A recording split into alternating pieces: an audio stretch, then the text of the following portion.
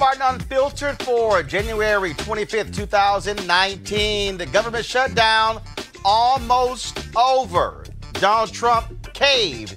Nancy Pelosi won again. I'll talk with Congressional Black Caucus Chair Karen Bass of California. Also, she'll give us an update on, of course, the resignation from the CBCF by Congresswoman Sheila Jackson Lee over a sexual lawsuit. We have an exclusive with those kids who were on bikes in Miami who were harassed by a crazy white woman. Her boyfriend pulls a gun out on him. They will be right here, their first television interview right here on Roland Martin Unfiltered, live from Miami. Also, in upstate New York, 4 12-year-old black girls suspected of being on drugs taken to the office and strip search at the age of 12. We'll share more of the shocking details and the response from their parents. Also, the clock is ticking for North Carolina's Bennett College. They must raise $5 million by the 1st of February or lose their accreditation.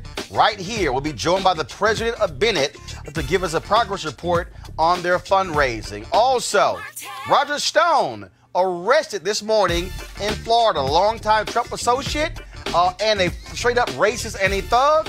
That's right, taken into custody by the FBI. Ooh, y'all don't want to miss what I got to say about that. It's time to bring the funk on Roland Martin Unfiltered. Let's go. He's got it. Whatever the biz, he's on it. Whatever it is, he's got the scoop, the fact, the fine. And when it breaks, he's right on time and it's rolling. Best believe he's knowing. Putting it down from sports to news to politics. With entertainment just for kicks, he's rolling. It's on go, roll, y'all. It's Roland Martin, yeah. Rolling with Roland now. He's funk, he's fresh, he's real, the best, you know he's Roland Martin now.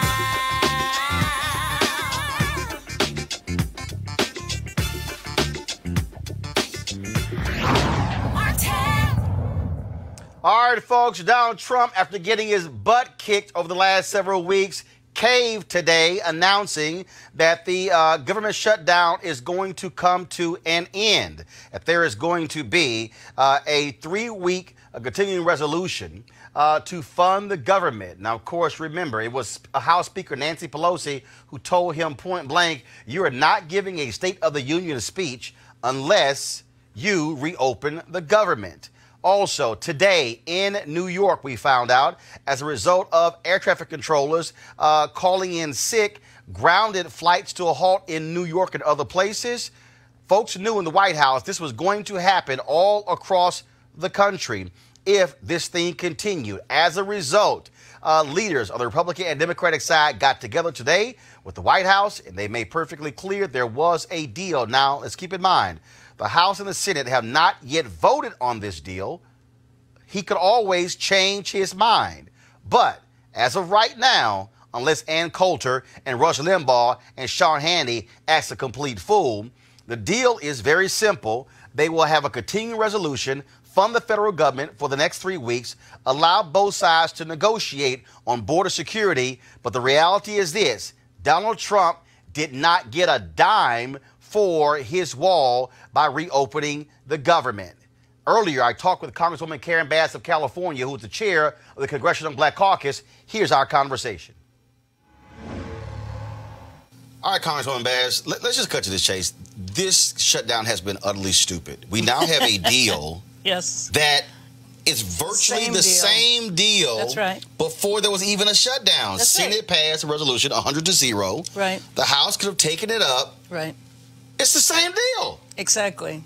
Exactly. But what's happened in the interim, I guess, has been a civics lesson for the president, who didn't seem to understand the powers he had and didn't have. Just like with the State of the Union. He thought that he could just march onto the floor of the House of Representatives and didn't understand that when Nancy Pelosi said you couldn't, that's, obviously the power that she has. I think that's why there's a deal. Exactly. No, seriously. I think right. the reason there's a deal is because he is so narcissistic and is all about big audiences that, oh, wait a minute, hold up. There was no walkthrough on Monday. Right. There's not going to be a speech. Oh man, no. So let's do a 3-week deal so I can get my speech on Tuesday. Yeah. I think that's what this is. Well, there was one other factor that happened this morning, and that was the folks at the airport that all called in sick, and air traffic was blocked in New York and several other cities. That was ominous, and it was interesting because Congresswoman Lucy McBath in our caucus yesterday, she mentioned that she had met with a number of the airline workers, and they were saying that they weren't going to be able to go into work. You remember they told them to go drive Uber or to do garage sales. If people aren't bringing money in, they have to figure out a way to do it. Some of the workers might not have even had gas money, because you are talking about people who are very low-paid workers, whether you were talking about TSA or otherwise. So I think that, along with the straw, that being the straw that broke the camel's back, couldn't get his speech on Tuesday, and then also the air traffic being blocked. And I think that, because first of all, we had talked about this on this show yesterday, and I said, folks, if the airport people say, ain't nobody flying. Exactly. I said, this country will look like 9/11. Exactly, that's where right. there were no planes in the air. I just hope that the workers recognize their power, because it's not over. This is just extended for 3 weeks. And what he's going to find, just like the last deal he agreed to, he got beat up by the right wing, Ann Coulter, Rush Limbaugh, I guess who he listens to more so than his cabinet. They got mad at him when he made the last deal. They got mad at him when he made a speech. I know they're going to beat him up today. He's the one who said that he could go into Times Square, shoot somebody, and everybody would still love him. But yet when Ann Coulter and Rush Limbaugh spanked him, he then runs away from the deal. I frankly hope that we vote either by unanimous consent or everybody comes back to D.C. immediately, because he's liable to change his mind again. Oh, I wouldn't be surprised. And that's why one of the first questions that I asked my staff was, all right, when is this vote? Right. No, literally, when I came in, I said, is Congresswoman Bass still coming in? Yeah. I said, because are they voting in an hour? Because the reality is, exactly. Let's go back to December. Right. Vice President Pence tells the Senate, yes, pass this deal, and Trump is going to sign it. Right. The Senate passes it, unanimous consent, 100-0. Then by the next morning, he tells Paul Ryan, oh, hell no, absolutely not. I'm not going to sign it. I need a wall. Exactly. And then all of a sudden, Paul Ryan comes out and says, hey, he wants a wall, so we got to pass a different bill. But to show you how ridiculous it is, I don't know if you saw his speech, Roland, but he talked about a steel wall that you could see through. I didn't know you could see through steel. But that's what he said. But just think about this for a minute. Republicans have always been the party that opposed eminent domain. Well, how do you think the wall would be built? That's not just free property there. You're talking about the property of ranchers. You're talking about Native American reservations. And eminent domain would be tied up in court. And the only member of Congress where 42% of his congressional district is that border is Republican Will Hurd. That's right. Who has said this is a myth. This is nonsense. This wall should not be built. Well, when he went to the border, when Trump went to the border, all of the Border Patrol people sat there and did a presentation to him about tunnels. So you can build whatever wall you want. What about the tunnels? And if you're worried about the drugs that come in, the drugs come in through the ports of entry in trucks. The people who are half starving from Central America aren't bringing in, you know, major drug trafficking. So it's ports of entry that the drugs are coming in. The whole thing was a farce. Some of my colleagues called it a vanity wall. I think that's absolutely the case. It never made any sense. But he's still threatening us, because what he said is that he's going to give us 15 days to negotiate his wall, and if in 15 days we don't give him the money, then he's going to use his emergency powers. Well, go right ahead, President Trump, and do that, because the minute you pull the trigger on the emergency powers, you're going to be tied up in court. Well, he's not necessarily won in court a lot, especially over the last couple of years. I got to ask you this here. All of a sudden, we're seeing candidates jump into the race. Yes.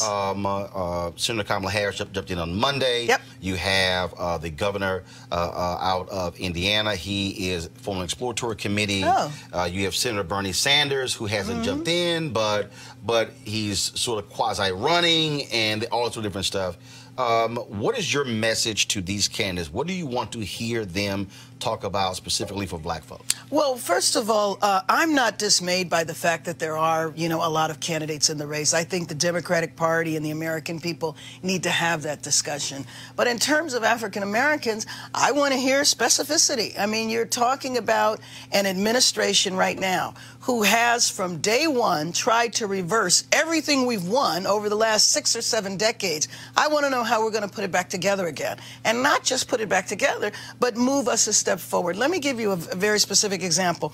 We need infrastructure. We need major transportation projects. So we eventually, let's say we pass a bill under the next administration. Well, how are you going to target that so that African Americans actually get the jobs and the training, etc.? So passing major pieces of legislation like that without specificity for how it's going to help our community can bypass us. We've seen this happen all the time. Well, what this administration has already done is that they have also went back to bundling contracts that makes it harder for a smaller firm to be able to compete for the prime contract. And so then there only are subcontractors and only major firms can get those. And so that's how, and so I tell people all the time what Maynard Jackson did in Atlanta when he broke apart the large contracts, broke them into smaller prime contracts so black contractors could then be able to apply for those prime contracts, get them, and then control larger share of the dollars as opposed to just being a sub. Well, and in addition to that, the other thing the administration did is took away provisions for local hire for federal transportation dollars. So believe it or not, if you have money from the federal government for a transportation project and you as a city or a county want to give preferential treatment to people who live in the neighborhood that the project is coming to, you can't do that. It is, but that's one of the ways, because we know that affirmative action has been gutted, right? I mean, we should have had that back, with goals. But given that we don't have that back right now, if you put in local hire provisions, you do have a much greater chance and opportunity for African Americans who look out of the window, drive down their street, see major projects, and no African Americans on the workplace. So those are things that could be done and that I would like to see the next administration do. We do want to get your thoughts on this. GQ dropped their article with Bernie Sanders. It was done in October. In the article, he talked about where he said race is obviously a huge issue, but he thinks that class is a larger issue. How can you divorce race from class? Well, let me just tell you, if that is your viewpoint, then basically what you will say is you will turn a blind eye to institutional racism. If you don't have the ability to understand that in the United States, 243 years, why do we still have the inequity? We have the inequity because of institutional racism. So it is alarming to me that Senator Sanders would still say that. And maybe that's why in King Day a week ago, now he's beginning to talk about race. If in the United States you do not talk about race, then you are essentially giving a blind eye and you are complicit to institutional racism. All right. Last question. We saw one of your members step down from the CBC Foundation and also from a couple of committees as a result of a lawsuit. For the folks who don't know, the CBC Foundation is a separate entity. 4 separate organizations. So it's CBC Foundation, CBC Institute, CBC Political Action Committee. And then you have the CBC. The CBC, right. But there are CBC members who are chair of the CBC. So you still have a relationship there. Yes, we definitely have a relationship, but it's important to note that they are 4 completely separate legal entities. Gotcha. And so with Congresswoman Sheila Jackson Lee stepping down from the CBCF, she's still a member of the House. Oh, absolutely. A very important member of the Congressional Black Caucus, absolutely. And she stepped down from the foundation. Yes. And have y'all given them any thoughts or perspective or direction on that suit in terms of governance? Not in terms of the suit, but what the CBC Foundation is doing is there will be a temporary chair, and there's an election for a permanent chair that will be coming up in another month. Okay. All right. Congresswoman Carabas, we appreciate it. Thanks a lot. Thank you. Thanks for having me on. All right, folks, let's talk about it with our panel. Joining me is Malik Boyd, CEO, Dushuri CBD Products. We also have on the show Long Victoria Burke, National Newspaper Publishers Association. Also, Joe Madison, host Sirius XM Radio, and Derek Holly, host of Reaching America on-demand podcast. Okay, so Derek, I'm going to start with you. Of course you are.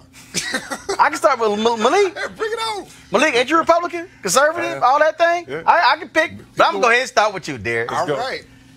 Donald Trump got straight pimp slapped by Nancy Pelosi. No, I don't agree with that. Malik, Donald Trump got straight pimp slapped by Nancy I don't agree Pelosi. with that. Yes or no? You want me to go? You want me to? Go ahead, Derek. I just don't think so, man. At the end of the day, the American people were the ones who got pimp slapped and lost in all of this. The 800,000 federal workers. And so I think after seeing what happened today, Nancy Pelosi has softened her approach a bit, as did the president. Hold up. What? Malik, go ahead. All right, so I don't know if you saw the news, but I did. No, I saw the news. And she looked like she had softened her approach a No, little bit. what Nancy Pelosi had a And smug did- look and like. the president. Here's what we know. The one who's acting like a jerk still is Schumer. No. Here's what we know. Donald Trump came out and announced a 3-week continuing resolution, got no wall funding. This is the exact same thing the United States Senate voted on 100-0 before there was a shutdown. The same thing. I'll agree with you. So, all right, I'll go down your lane. But first, yes, the American people lost in this whole thing. Yes. All right. But now let's do the narrative. Donald Trump could have used a true minority advisor in his space, because they would have told him, what you don't do is disrespect Big Mama at the family reunion. And what he told her was, build me a wall, and I'm going to use the company credit card or a family credit card, and I want that all around the garden. And if I don't, then nobody else is getting food off the grill. And Big Mama said, not only did you threaten me, but you challenged me in front of Uncle Chuck, and now I'm going to embarrass you. And so, you know, Trump did get a smackdown. We got to be honest about it. He really did. Didn't get a wall, didn't get any dollars. And more importantly, he had to come back and go, you know what, the Super Bowl's coming up, all of these major events. Right. America is now in survival mode. So even if you were on his side, when it's time for me to survive and take care of my family, game changer. Lauren, he got no wall money. He got no State of the Union speech. He thought, oh, I'm the president. I can roll up in the house, do what I want to do. And she's like, let me remind you, I run this. Yeah, you know, We got to pass a resolution just to allow you to give your speech. you know, And then what happened today with the air traffic controllers? Yeah. When flights start getting grounded, That's when. then because I'm telling you what was going to happen tomorrow. Joe Madison called for it on his show, saying TSA workers, day after the Super Bowl, don't show up. Lauren, Donald Trump got embarrassed, and now he had no choice but to do this. he did get something out of it. He got the lowest approval rating in 72 years, right? So he got that. He got a 37% approval, or really disapproval rating, the lowest in over 70 years. So that's that. I don't think he cares about the air traffic controllers. The only thing Donald Trump cares about is Donald Trump. So once we saw the State of the Union get taken away, once he sees his approval ratings go down 3 times in over 34 days, just ticking downward, the whole thing sort of blamed on him, that's what he cares about. He doesn't care about anything else. He doesn't care about the paychecks of 800,000 people. All that's nonsense. I mean, in fact, y'all go ahead and play this. I got to play this. Y'all cue it up, please. This unbelievably idiotic, stupid, asinine, dumb-ass comment he made yesterday, as if we still have neighborhood grocery stores from 60 years ago. Mr. President, you see Wilbur Ross said that he doesn't understand why federal workers would need help getting food. Can you understand? No, I haven't heard the statement, but I do understand. Perhaps you should have said it differently. Local people know who they are when they go for groceries and everything else. And I think what Wilbur was probably trying to say is that they will work along. I know banks are working along. If you have mortgages, the mortgagees, the folks collecting the interest and all of those things, they work along. And that's what happens in time like this. They know the people. They've been dealing with them for years, and they work along. The grocery store. And I think that's probably what Wilbur Ross meant. But I haven't seen his statement, no. But he's done a great job, I will tell you that. He has no idea what he's talking about. Joe, No, he does. He does. He knows exactly what he's talking about. Joe, go ahead. Joe, I grew up in Clinton Park in Houston, and that was a grocery store called Middleton's that was in Galena Park.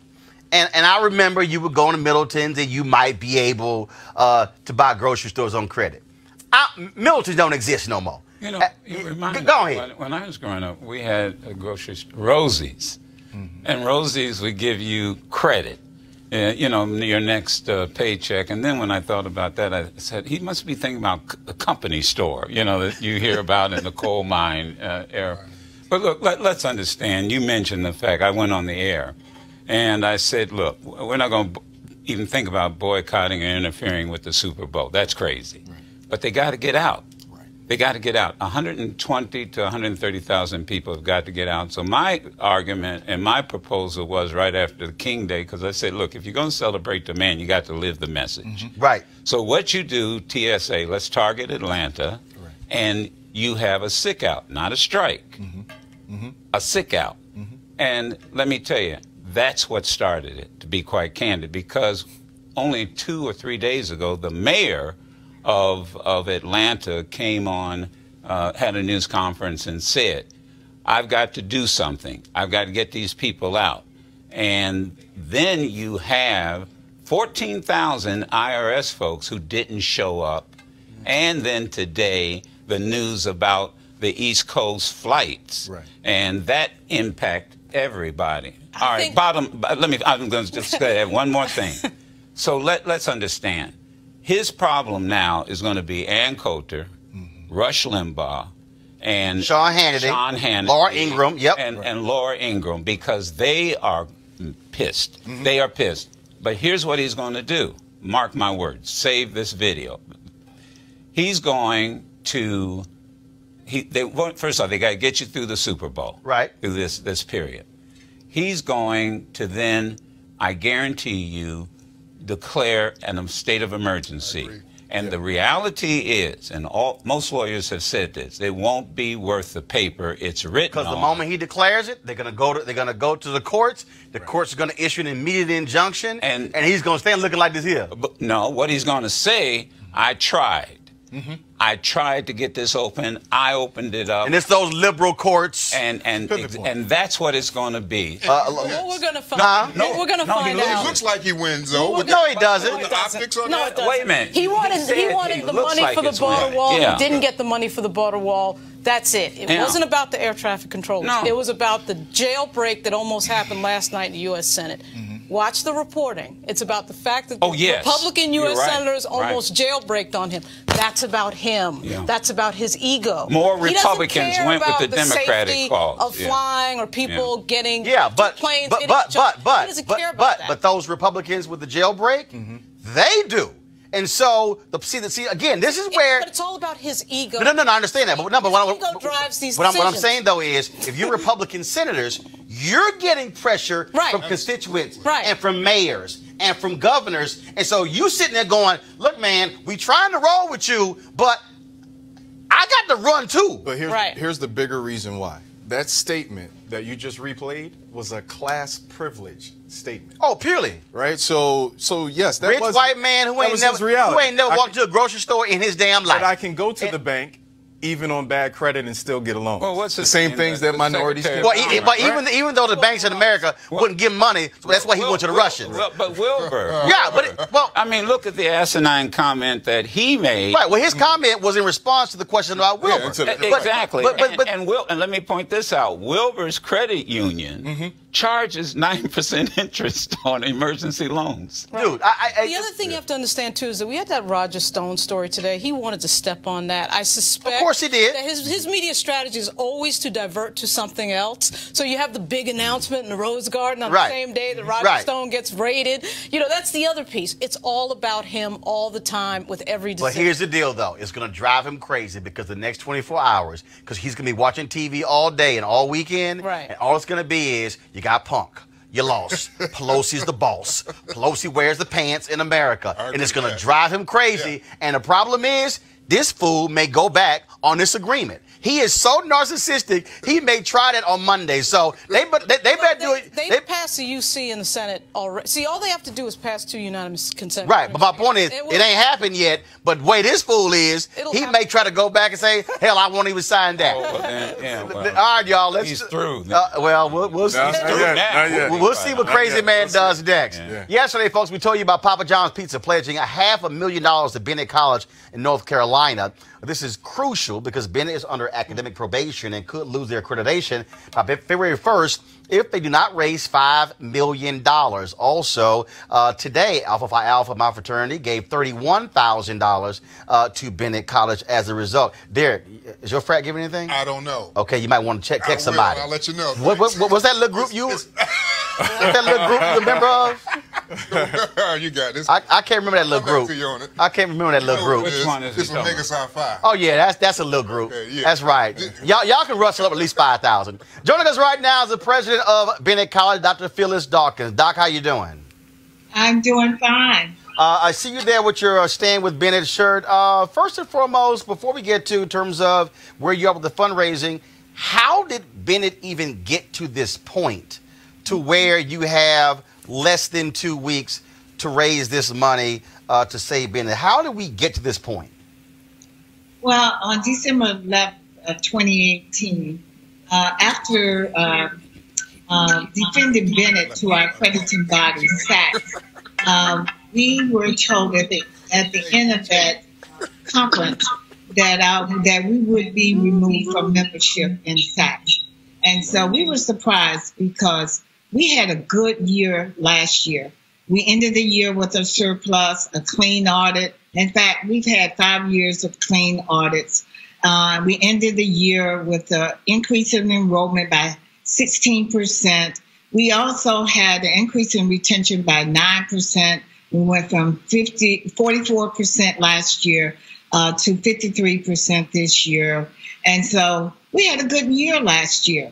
But they looked at us over a period of time, over the last 11 years, looking at what we call our UNAP score, unrestricted net asset score, and that calculation score was high. And so to that extent, they declared that that we were financially not stable.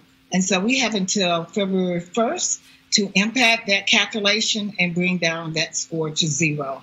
Hence why we need $5 million by February 1st. And where do you stand right now? How much have you raised thus far? You've had celebrities, of course, going on social media, using the hashtag Stand with Bennett. You've had other folks raising money. We talked about the Papa John's donation of $500,000, Alpha Phi Alpha, their donation. Other groups have been donating. So where do you stand now? Yes, as of today, we're close to $3 million. Now, we had a good day yesterday. We had the Papa John's donation of $500,000 in the morning. In the evening, we had Z. Smith Reynolds Foundation. They also gave us $500,000. And throughout the day, today, we've had ministers, pastors, or organizations dropping off checks all day long, as well as our online donations are up since December the 11th. I have first of all, one of the reasons why I created the hashtag HBCU Giving Day is because when I had the president of the Florida A&M alumni group on the show, he talked about FAMU alumni only giving 5%, only 5% of their graduates giving. When I met with the Wilberforce former president, when he got there, they were getting 1% of their alumni was giving, was up to 9%. The Howard University president he's been on, when he got there, undergraduate giving was 3.7%. Now it's up to 10%. For Bennett, what is the percentage of your alumni giving back to the university? Our percentage is high. As you know, the national giving in terms of the percent of alumni that give at historically black colleges is between 10 and 12%. At Bennett College, we have remained in the top 3 in terms of the top 3 of 101 accredited HBCUs that give. Our alumni give between 40 and 50%. That's pretty high. So we are very proud of our alumni giving.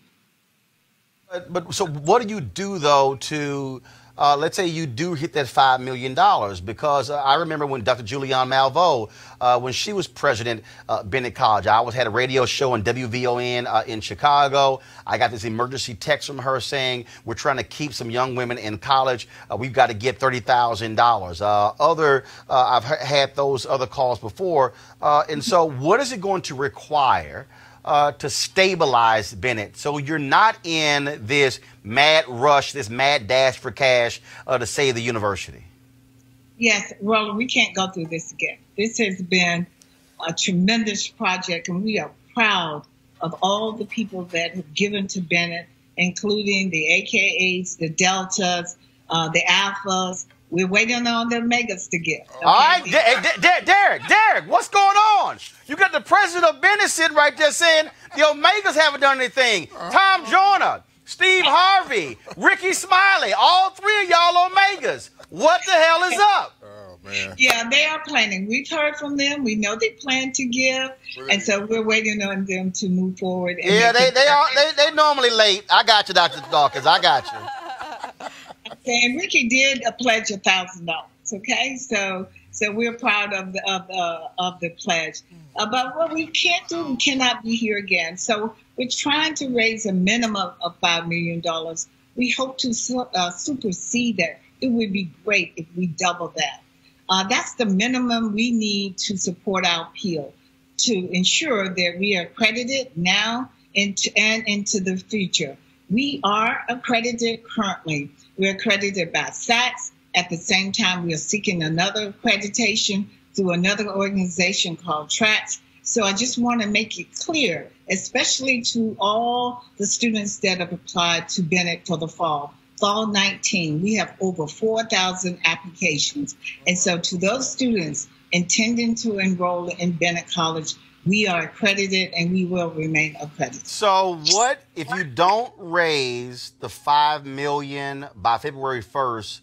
What then happens? Because I've seen other reports saying Bennett will close its doors. So what happens if you don't have $5 million by February 1st?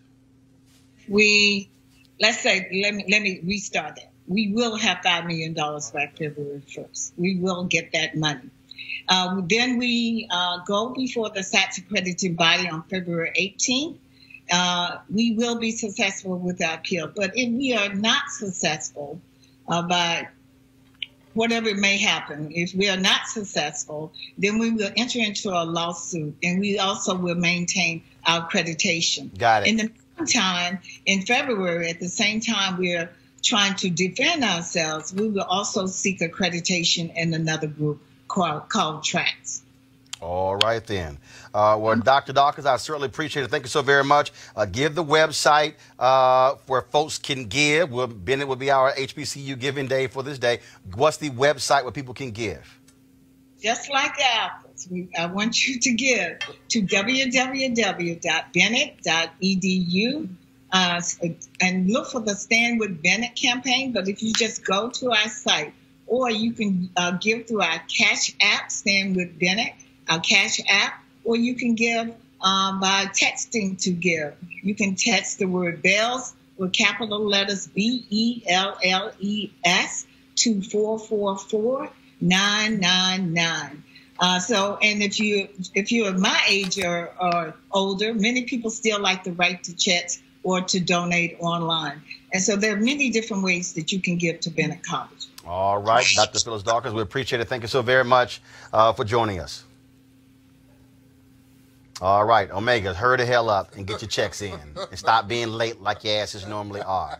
All right, y'all, we told you about this story that took place Monday on MLK Day. 4 black teenagers were riding their bikes as part of a protest. And all of a sudden, a crazy-ass white woman claimed one of them ran over her foot. Now, mind you, she was supposed to have ass in her car. She decided to get out of her car and accost these young folks. Then claims one of them ran over her foot. Then all of a sudden, her boyfriend, crazy white boy, he jumps out his car with his gun, yelling the N-word at these black teenagers. Joining us. So first of all, before I go to them, again, here's a video that event that was shot by the gentleman who was leading that protest. We had him on the show, but here was the video so y'all can understand what we're about to talk about with the teenagers. This is an exclusive interview with us. They would talk to anybody else. So roll the tape. Get in front of my car, you fucking piece of shit. Nigger, stop! Nigger, stop! Nigger, stop! She's so violent. You just ran over me! You just ran over me! You're tired! No, you're not! You're right here! You ran over my butt! Don't touch me, bro. Don't touch me, you bunch of thugs! Fuck you, bitch! Fucking white ass.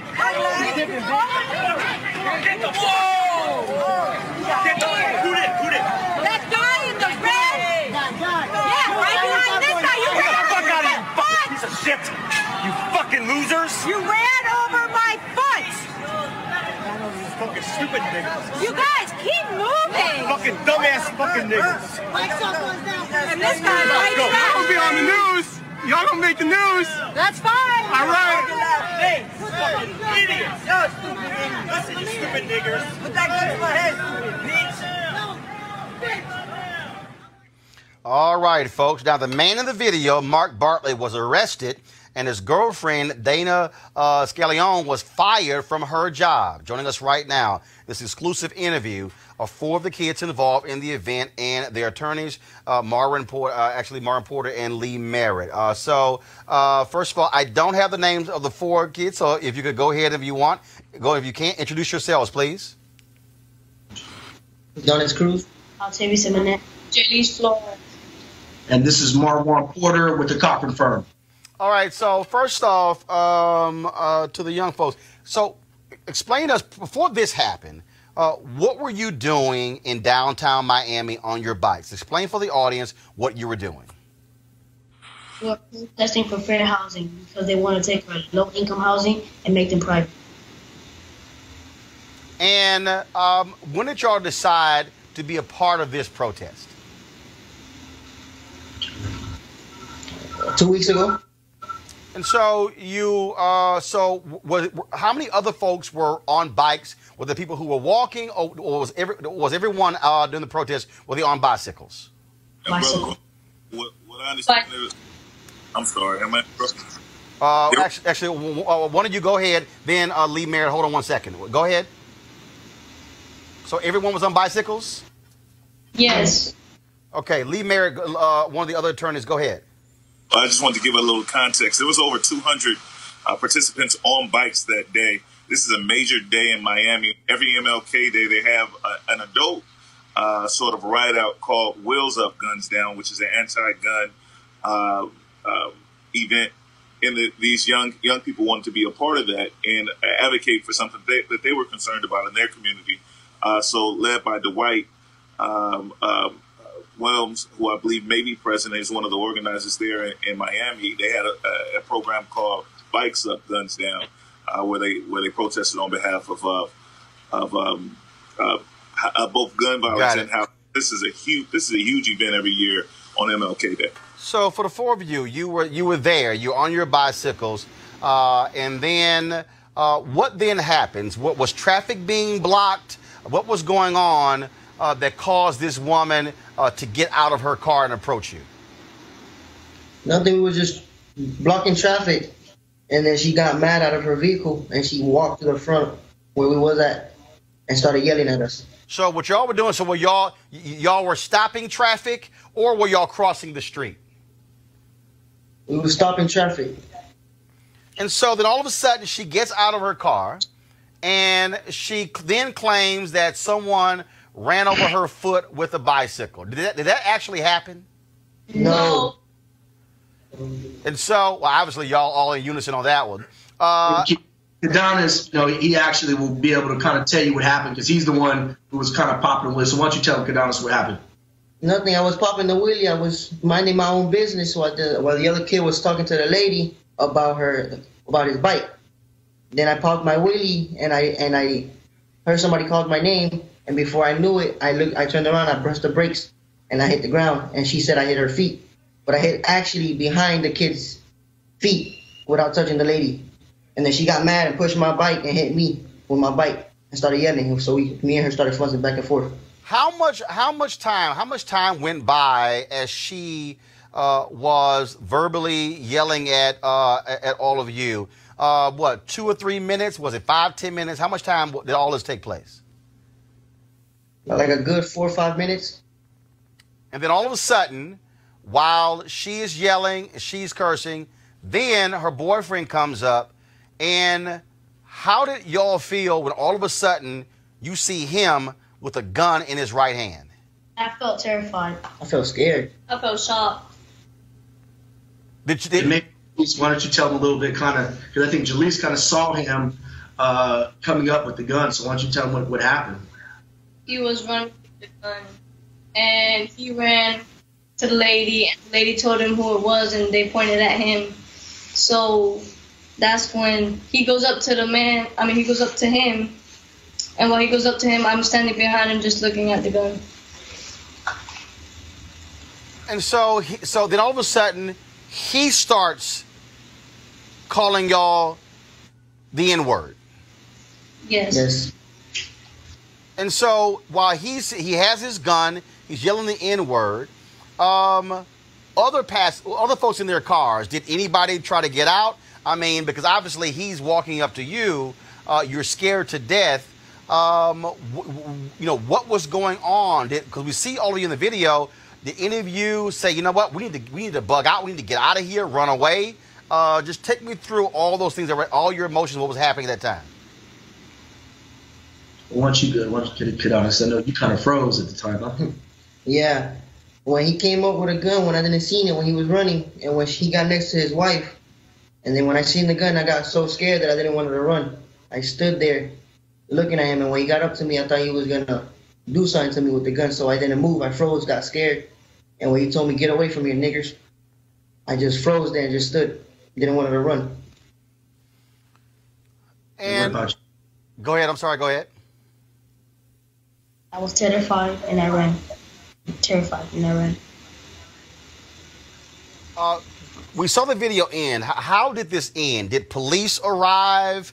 So take me through that. What happened when the video stopped? What happened after that? There were police going away in front of us, and that's when everybody thought it was for us, like we did something wrong. But the man, he was getting arrested, and the lady, she had her hands up. So when someone said, hey, you're going to be on television, and they're sitting here accosting you, cops come on the scene, the four of you, you're thinking the cops are there to deal with you.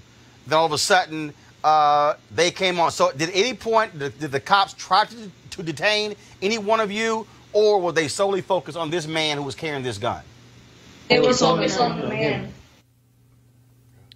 And as he's getting arrested, what is he saying to the cops? Is he still talking trash to y'all? What's happening? No.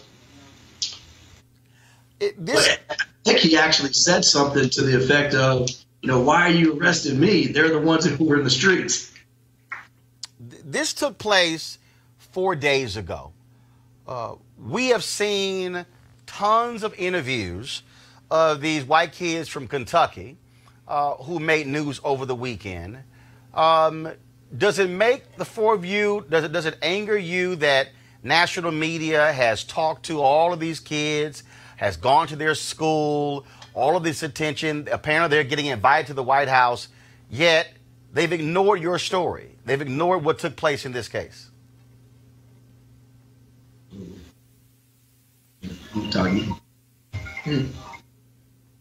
Yeah, they're a little, shocked by it. For those of you that, don't know, Miami-Dade County is a very real place, and these kids were out there trying to do something positive. People get killed, in Miami every day, and they've started an effort, bikes up, guns down. And it was a positive effort, and ironically, the same thing that they were advocating against is what, they were the victims of. And we definitely think that national news, should pick this up because these kids are positive. They could be in the streets doing a whole lot of different things, but they choose to to ride their bikes, and have fun and be kids. And this is what they get. So they're definitely disappointed that national news hasn't picked it up, especially because it's a positive effort. And hopefully after you, Roland, they'll get on board. Well, trust me, it won't be the first time they've gotten on board after we did something on one of my shows. Final question for the four of you. The man has been arrested. The woman, she's lost her job. What do y'all want to see happen next? Well, one of the things, and probably Lee Merritt has the ability to kind of go into it a little bit more. Actually, I think we've lost Lee's Skype. They're going to let me know, but go ahead. Okay, well, we're asking for enhancement, of the charges. They gave him, a charge of, I believe, carrying a weapon without a license. But that's just the bottom, crime that he is guilty of. We are asking for him to be charged, and her as well, with assault, battery, and potentially some hate crimes. In addition, again, the Cochran firm has stood up for civil rights for a very, very long time. Whether it's race-based, gender-based, whatever it may be, we want injustices to be corrected. So civilly, we are going to go after both of them and make them understand that, they cannot be going around, waving guns in little black kids and Hispanic kids' face, calling them niggers without there being consequences. So we're going to make sure that they answer, to this situation and that they pay for it, figuratively and literally. To the four young folks, has this caused you to be afraid to protest in the future? Yes. Yeah. So as a result of this, your intentions were to protest housing there. And so because of what took place here, you're going to have second thoughts before you decide to be involved in a future protest. Yes. Yeah, Roland, and fortunately, I think when we all watched the video the first time, I was just cringing, hoping that one of these kids did not get shot. Now, if you looked at one of the earlier videos, he was attempting to bait them into a bad situation, and this could have turned out much differently. And I think you hit the nail on the head. I mean, there's a much bigger lesson in this.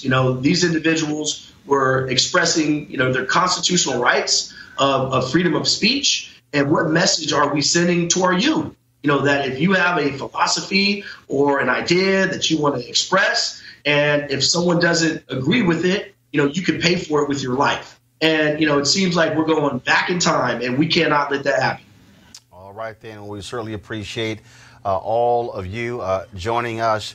I don't speak for other media outlets. It is a shame that when these stories happen, national media pretty much ignores them. Do understand when Trayvon Martin was killed, it was folks like me and others who drove social media to get national media to pay attention to this, and they should be covering this. This is also why we created this platform, so we don't have to ask or beg somebody else to tell our story. We do it ourselves. But I will say this here to the four of you, and that is I totally understand you being afraid of somebody getting out of a car with a gun. I've had to face being a kid and someone having a gun in my face, and it is absolutely scary. But what you also know is that in our history, black folks have always had to protest, have always had to agitate. When I think about the black kids who were in Birmingham, who walked into harm's way when they sicked dogs and fire hoses on them, and all they were fighting was to be treated like Americans. We celebrate them today for being those foot soldiers. And so although it was traumatic for you, what you endured on Monday, do understand all four of you and the others there were doing the absolute right thing to protest housing in Miami. You were doing the right thing to put yourselves on the line. And I would hope that you not give up in the future in doing so, that you be willing to say you're going to be emboldened and you're not going to let any crazy white man or some crazy white woman stop you from demanding your full rights as an American. So good luck to all of you, and I'm sure we'll be talking again in the future. Thanks a lot. Okay, thanks, Roland. Thanks a lot. I want to go to our panel here before I go to break to my next story. I mean, This is, you talk about this story. I keep going over this over again. You got white folks in this country who have so much white privilege that they believe they can do whatever the hell they want, anytime they want. And if they see some black folks as if, oh, we're still back in the 1700s and the 1800s where you're going to obey whatever we do. Track record was clear. I mean, black folk are endangered, right? And white folks' privilege has taken over, and they've been able to go beyond the limits. This guy, there's a couple things here. This guy, you can tell he can't hold his hands because no grown man is going to step to kids with a weapon. That's the first thing, right? So clearly there's a button that wasn't pushed in the brain. But you have the assault from the woman to begin with. Then here's the challenge. Concealed carry is if it's concealed.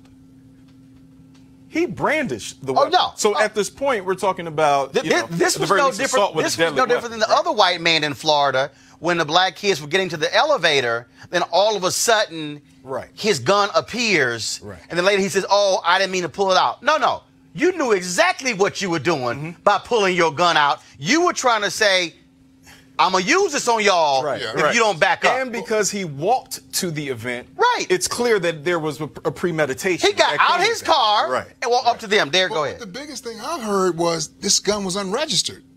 And so had that been a brother, he was going down right there. Maybe even got shot. Yeah. So it goes back to the white privilege. You wonder if Stand Your Ground would have been applied had one of these kids had a weapon and stepped to this guy that approaches them. But just like in Florida with the first of all, according to that law, if all of a sudden, if somebody steps to you and you're in fear of your life, you have the right to stand your ground. Yeah. And they should have been in fear of their life. But what's even more amazing than the whole premise and idiocy of getting out of your car and approaching people on the roadway, all of that, is this is being recorded. And they go, we don't care. This will be viral. No, but that's the white privilege. I don't care if you record it. Well, see, no different than the white man in Pennsylvania, I think, who said, I need to see your key fob to get into the pool. No different than a white man in Ohio who owned the business, and he yelled nigga, nigga, nigga at the guy and was like, I don't care if you say something. Then it's like, oh my God, my life has been ruined. I've lost my business. Because your dumb ass. Now the interesting change, though, is there's some consequence here. Just like we showed the people in Charlottesville without their hoods. Right. There was the consequence of you're losing your job now. And that's a little bit of a new piece. And I'm cool with that, Joe. In America, we are culturally conditioned to believe that white is superior and black is inferior. The manifestation of that cultural conditioning is that black people are undervalued, underestimated, and marginalized. And you saw all three of that in that one clip. Let me tell you what comes to my mind. You know what? Birth of a Nation. In Birth of a Nation, what was the theme of Birth of a Nation? A white woman is threatened, and here comes the Ku Klux Klan. That's part of the cultural conditioning of America. White woman in Mississippi, Emmett Till. Everything, everything all of you have said is absolutely true. But let me tell you, it has been going on because it's part of the cultural conditioning of the United States of America. This is Emmett Till. This is Birth of a Nation. This is the Scottsboro Brothers. This is just cultural conditioning. And then when you talk about that cultural conditioning, one of the reasons why Luther Campbell, everybody know him from Uncle Luke, and of course people may talk about his music, but you might want to read his book, because in his book he actually talked about the issue of housing there in Miami. He talks about where the current arena is for the Miami Heat. All of that was land that black folks had owned. And that it was black folks, it was African Americans, but also Bahamians who built Miami. And they systematically moved all those black folks to what is present-day Liberty City and isolated them in that area and literally stole land and moved black folks out. So when you talk about them fighting about housing in Miami, that ain't a current thing. That's a historical thing when you talk about what's happening in Miami. And again, his book, y'all, is called The Book of Luke. The Book of Luke. It is here. You can go to my iPad. I want to Luther Campbell, The Book of Luke: My Fight for Truth, Justice, and Liberty City. First of all, I read that book literally in 2 days. Now I'm telling you, amazing book. But he breaks it all down, understand in terms of what happens there in Miami. Folks also talking about what is shameful in this country. This story right here. 4 black 12-year-old girls in Binghamton, New York were giddy and excited during lunch. 12-year-old, y'all. Okay. The school, though, didn't like that. Because these 4 black 12-year-olds were giddy, the school called the girls into the office and attempted to strip search all 4 of them because they assumed they were on drugs. According to the children, this is exactly what happened. Student A was made to remove her shirt pants and second layer of leggings. Then she was searched in her bra and underwear. Student B was made to remove her shirt and her outer pants. Searched in leggings and bra. Student C was made to remove her shirt and searched in her bra and pants. Student D was searched in her clothing. Received in-school suspension for refusing to remove her shirt and pants. Folks, this search was done by a school administrator and the school nurse. The school district released a statement outlining their policy, saying, quote, a student may, under current law and policy, be searched in a school building by an administrator. These searches may involve an administrator requesting a student empty their pockets, remove their shoes, or remove their jackets. And the school district, in another part of its statement, seems to blame the trauma the students suffered on the students themselves for complaining. The parents of the 4 children released this statement, quote, to those willing to hear us and see us, the past several days have been unexpectedly stressful and traumatic to our girls, to us as parents, and our collective families. Tuesday's school board meeting was our first chance to speak publicly on the events that brought us here, and we would sincerely like to thank all the community members who came out to extend their support. That support, as well as a need for clarity, is why we have decided to release this joint statement. On January 15th, our girls were strip searched by the nurse and administrators from East Middle School in the Binghamton City School District. The girls were individually taken to a private space in the health office and held for over an hour. They were subjected to sobriety tests and observations and told to remove their clothing to be searched for drugs and other illegal substances. 3 of our girls complied to the tests and observations, as well as the searches, and were then allowed to return to class. 1 of our girls complied to the test but refused to remove her clothing for the search and was sent to in-school suspension. We as parents did not consent to these searches. We as parents were not notified by the school before or after these searches occurred. Instead, our children informed us, and we had to follow up with the school the next day. All 4 girls missed several days of instruction after this experience, as they no longer feel safe at East Middle. During this time, school officials failed to communicate with us in any meaningful way and often failed to return our calls. It wasn't until the community attended the school board meeting that the administration began to express an interest in helping us transition the girls back into school. Up until this point, we have relied on intermediaries to advocate on our behalf and to get this information in the appropriate hands. Our first priority is and remains our daughters. Some of us attended and graduated from Binghamton schools before enrolling our own children. We know most of the teachers and staff at East Middle care about the safety and well-being of the students. Listening to our children recount and relive this trauma has been an experience we would not wish on any parent. And we hope no other child has to experience what they have endured. Once again, thank you to those willing to listen and to believe our girls. So where are the I got lawyers? a beautiful 12-year-old. Let me put this in perspective. Give them a chance. They're coming. They will be there. Give it a week. They will be there. Give it a week. But so I have a beautiful 12-year-old, Michaela, and when I saw the story, man, it hit home because they decided to say they were hyper and giddy. That's the reasoning for doing a strip search, as if 12-year-old girls that aren't together at lunch or recess or any other social scenario wouldn't be hyper and giddy. I mean, they didn't say erratic. You know, they didn't even say out of the norm. They said they were hyper and giddy. Just these are natural things in the space. The district's going to get sued. You know, sued look, big. thank you. I mean, Sued look, big. I'm tired of the rhetoric. I'm tired of the comparisons.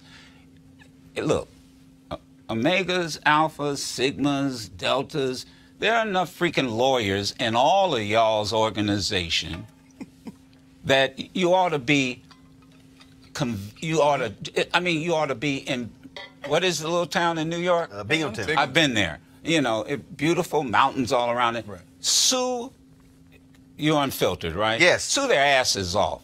That's the, you know, we learned this from Johnny Cochran. Right. We've learned this from folk who, you know, you sue them.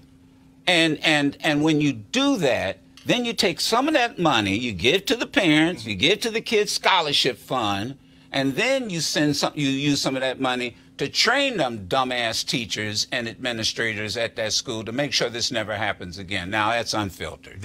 Now, if they were smart, this district would settle. They would figure out a way to hand them a bunch of money with a big apology and a big production made out of it, talking about training and all that. They're not going to do that because they're arrogant. They're arrogant and stupid. That's why you sue. First of all, to blame the trauma on the students. I can't believe the story even happened. It's just I have a daughter too, and I just couldn't believe that would happen. Well, I would have been furious. The reason I could believe it. It happens every day. The reason I could believe it. So I went to William Holland Middle School in Houston, and we were in the library one day, and all of a sudden it was a Latino brother and myself. So all of a sudden, the security guard calls us into the office in the library, and he says, I need the two of you to empty your pockets. And I go, for what? Right. He goes, well, the teacher said that one of you had really red eyes. Wow. Now, the Latino guy had really curly hair like I did. So the security guard was like, well, I don't know which one of them got the curly hair, so both of y'all come in. So we go in, and so we got to empty our pockets. And so I had a little paper that was rolled up. I said, don't even try it. Like, don't think that this is a sheet of paper for a joint. Right. So I get home. Now I got one of them old school daddies. So I get home and I tell my dad what happened. My dad goes, what the hell you just say? He said, get the white pages. Okay, so for all y'all millennials, the white pages used to be like a big ass phone book that had phone numbers. This was before Google. Where you had to live with a big old, that was a yellow pages and a white pages.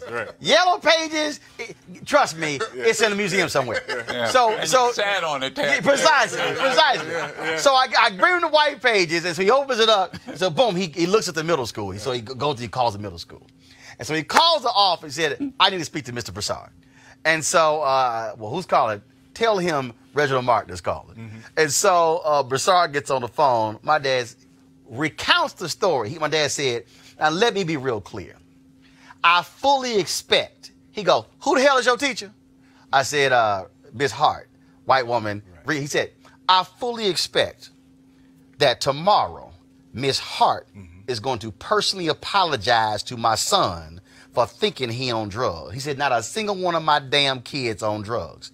He said, now, if my son comes home tomorrow and arrives home by 3:45 and tells me this story, I will be in your office by 4 o'clock. I fully expect this to happen. And all I could hear was, okay, yes, Mr. Martin. Yes, Mr. Martin. I'm going to make sure that happens, Mr. Martin. And hung up. And that's exactly what happened the next day. And again, it's one of those things that, because first of all, I grew up next to the ship channel in Houston. Hell, my eyes were red my entire damn life, all the chemicals next to the plant. But the fact that they sit here, and to your point, they were giggling. Hell, if 12-year-old girls were not giggling, I would think something is wrong. But this is literally where we are, where there is nothing that black folks can do, where white folks won't stop us. We can be barbecuing, we can be giggling, we can be parked in the crossway. I mean, it's like going to the pool, having dreadlocks, wrestling.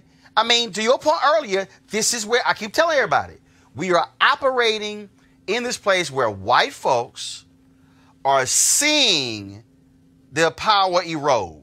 And it's like, oh, no. We gonna have to just exert our authority on y'all. That's really what is this dynamic that's going on here. This whole idea that there's something that's totally wrong with us at all times. We talked about the Brookings Institute 2040. That shift that's happening, right? Oh, yeah. So they've become policy masters.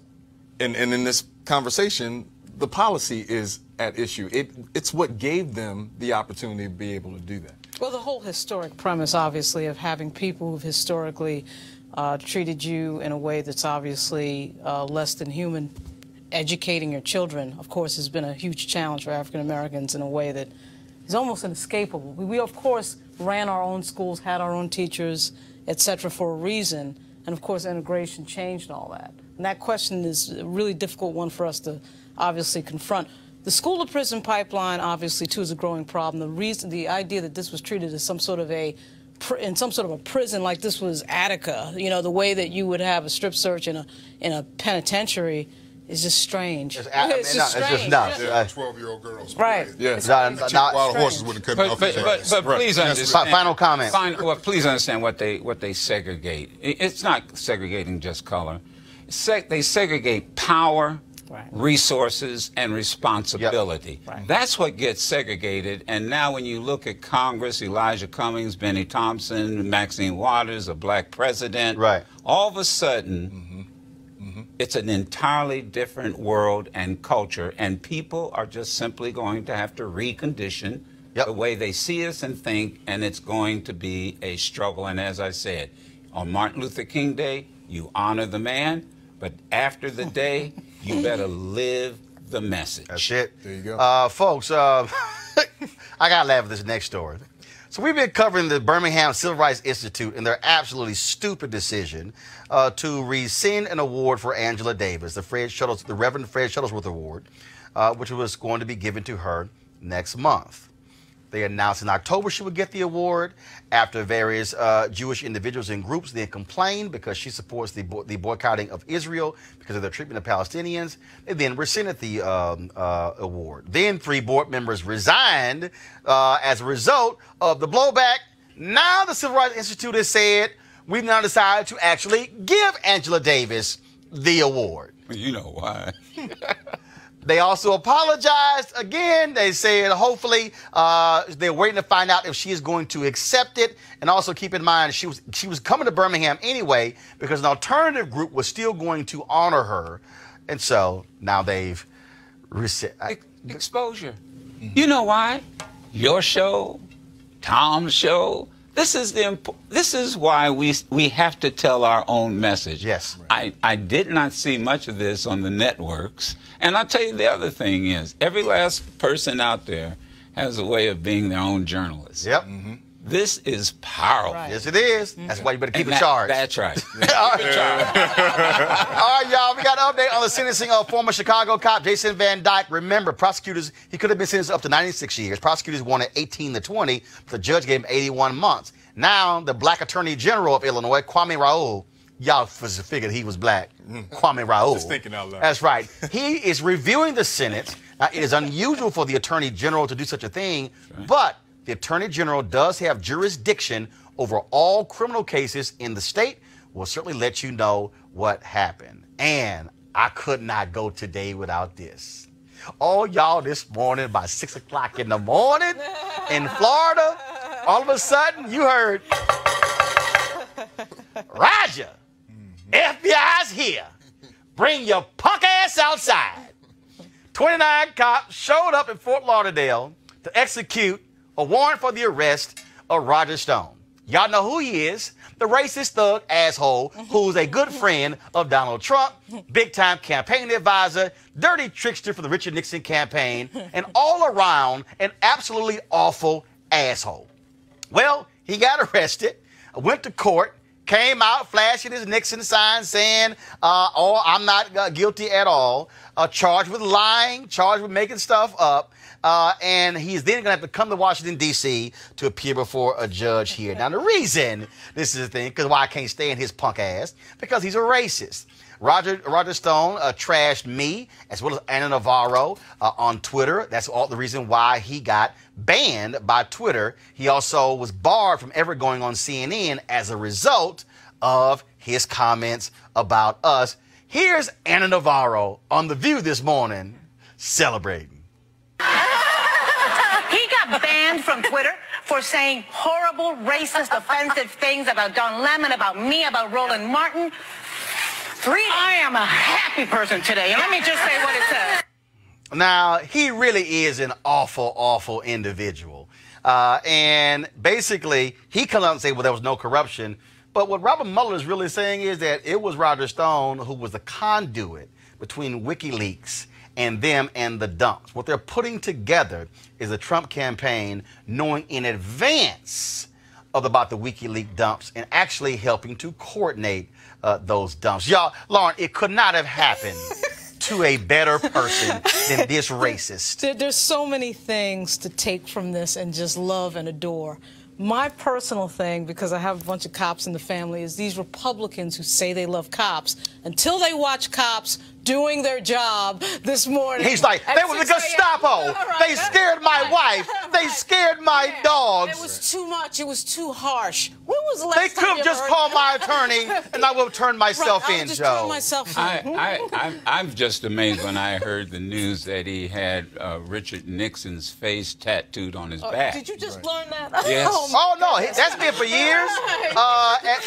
There was a story I read years ago where him and his wife were swingers. Yeah. And he talked about that. I mean, no, this is one of the most vile, and for the folks who don't know, this is also one of the most vile individuals who was a part of the 2000 Bush v. Gore shenanigans down in Florida. He is a dirty trickster from the mold of the folks who broke into the Watergate Hotel. He is despicable. Now, when he got banned, he gave some interview with somebody else where he offered an apology to me before his racist comments, and I said, kiss my ass with your apology. Tell it to my face. No, because what he did was, he literally had all kind of nasty things to say about me and Ana Navarro and Don Lemon, and my deal is, I reject your apology if you don't give it to me personally. But that's the kind of person that he is. But see, watch. And Republicans have loved him. He's trying to act like, oh, this is no big deal, and I can flash the Nixon sign as I come. Watch carefully. And see, and watch carefully as this goes forward. And this dude has been in multiple circles because his deal, Malik and Derek, in 2004, he was advising Al Sharpton when he ran for president. And I'm sitting there like, who the hell? Yes, no, in 2000, when Reverend Al Sharpton ran for president, Roger Stone was advising him. So even as you talk about, today in the news reports, they even make it clear this is a different kind of animal that we're playing with. He's not Manafort, he's not Cohen. And he also made it clear, Trump's my guy. I'm going down with the ship. And you're going to go down. So we're going to see. All right, you're going to go right down. See. And he's hoping, he's like, I'm going to get a pardon. That's really what he's thinking. And then kind of pimp black people by saying, the only pardon I've been fighting for is one for Marcus Garvey. Take your pardon. That was crazy. That was go crazy. ahead, Joe. But not only, Trump's my guy, but then Trump has also said, he's my guy. Right. I mean, you've got to understand, they are in this together. And somebody said, well, they didn't have this indictment in it, and they didn't have that indictment in it. And please, people, recognize that you can add indictments at any point in time. So don't be fooled by all of this media. These guys seem to think, Rudy Giuliani seems to think that somehow Bob Mueller hasn't figured out what they've figured out. I mean, it's just stupid. Watch what happens. Oh, Watch what happens. I'm loving it, and I'm telling y'all something right now. Trump loves talking about walls. Oh, there's some walls that are closing, and then that are just getting narrower and narrower and narrower around Trump. Since you're in love with walls, about 30 people who know you are going to be in a joint with 4 walls and some bars. You got Manafort, who loves suits. He gonna have an orange suit he's gonna be wearing for the rest of his life. And Humpty sat on the wall. Right, and I just love all these punk asses who kept hollering, "Lock her up, lock her up," and there's a whole lot of them getting locked up. Wow. That's called the Trump administration. Folks, we are done. First of all, why do we want you to support Roland Martin Unfiltered? Not only for about this story, but also that Miami story, the strip search story. Let me be clear. There's no reason in the world all the rest of these networks out here who got all this damn money in 24 hours, why in the world they are not blowing up that strip search story and what happened to the kids in Miami. But y'all know the real deal because they look just like us. And so just when it comes to Bennett College, just when it comes to other things that we do, we have got to fund our freedom, tell our own story, and not wait for somebody else to do it. So we want you to go to RolandMartinUnfiltered.com to join our Bring the Funk fan club. Our goal is very simple. To get 20,000 of our fans to support us with $50 over the course of a year. You can do it monthly. You can pay it at one time. Doesn't matter. Comes out to about 13 cents a day. That's what is required for us to be able to tell our own story. And so I would love to see several hundred of you actually between now and Sunday do this and actually complete this. Guys, do we have it queued up for our the scroll of all of our donors? Okay, cool. And so what we're about to do is all the folks who've given to our campaign, we're going to roll our video in just a second. Y'all can go ahead and roll it right now while I'm talking. They don't need to see me talking. And so we want you to go to RolandMartinUnfiltered.com to join our Bring the Funk fan club. Of course, next week, we of course will be talking about the shutdown and whether or not we're actually going to see a deal. We shall see. We'll also be broadcasting next week from several universities. I'm going to be on the road next week, next Wednesday, Thursday, and Friday. And so looking forward to being on the road broadcasting this show, so we can't wait. So again, right now go to RolandMartinUnfiltered.com, join the fan club. You can join this list as well. And I would certainly want to thank Derek, want to thank Joe, want to thank Lauren, want to thank Malik, all for being here. And so we want you guys to have an absolutely great weekend. And if y'all want to do a happy dance for punk ass Roger Stone, be my guest as well. Because I got no problem. Where's my name? I got no problem. Well, first of all, you gotta get to the J's. Okay. Your damn name is Joe. We on the D's. Oh man, you'll be up there by the time. No, we not. And hold up, I ain't see Derek Holly. Omega still ain't giving. Still ain't giving. Still ain't giving. I don't know what. So all y'all Omegas out there, I need y'all to get a Bennett College because y'all slow as hell, as usual. All right, let me see if my man Keenan updated this. Let me see if you go see Joe Madison name. Wait a minute, that's about as fast as Image Awards go. We go. Hold on. Let's see if we see Joe. All right, come on to the eyes. All right, now we're in the J's. No. Well, we gotta make sure we gave you credit now. Well, that's all right. Cause somebody gonna get cussed out if JOE not showing up on here. So all right, Joe. Oh, hey Keenan, what happened to Joe Madison? You didn't put it on here. Joseph Mayfield. No, I ain't Joseph Mayfield. What the hell you laughing for, Derek? Your name ain't on there. But you're right. Joe gave his money on the air. Yeah, I gave you $100 bill. Hey, Keenan, what the hell you doing? You put that in your pocket, didn't you? No, I didn't. That money went to the bank. All right, y'all, we got to go. I hope y'all have an absolute great weekend. Again, go to RolandMartinUnfiltered.com right now. We still on the L. We gonna share everybody else. There we go. We got Malik. We saw Malik boy. He there. All right, y'all. Y'all have a great one. Holla. Okay. Welcome back to Works.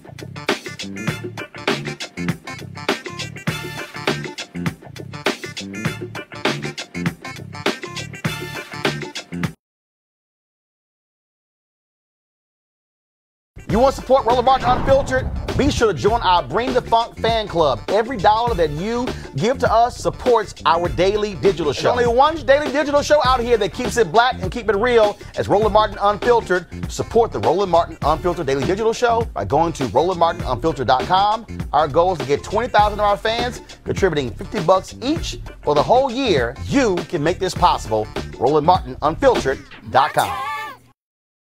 You want to check out Roland Martin Unfiltered? YouTube.com/Roland S. Martin. And subscribe to our YouTube channel. There's only one daily digital show out here that keeps it black and keep it real. It's Roland Martin Unfiltered. See that name right there?